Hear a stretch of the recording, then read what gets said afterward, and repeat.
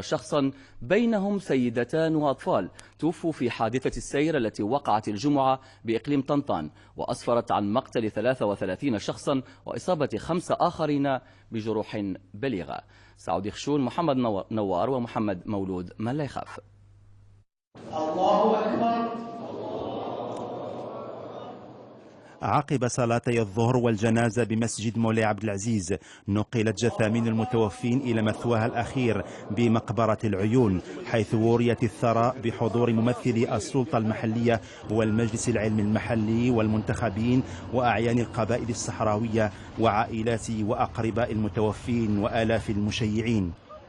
وقد تليت آيات بينات من الذكر الحكيم على أرواح المتوفين، ورفعت أكف الضراعة إلى العلي القدير بأن يتغمدهم بواسع رحمته ويشملهم بجميل غفرانه ومغفرته ورضوانه، وأن يتلقاهم بفضله وإحسانه في عدد الأبرار من عباده المنعم عليهم بالنعيم المقيم.